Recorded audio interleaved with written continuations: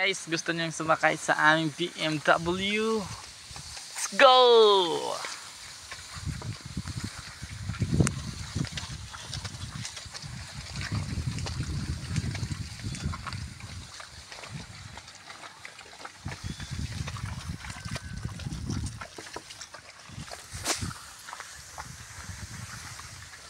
Ayan na po guys, papunta na tayo ng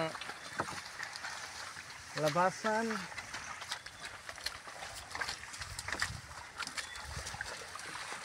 At yan, nakasakay po tayo sa ating BMW na hiniram sa kapitbahay.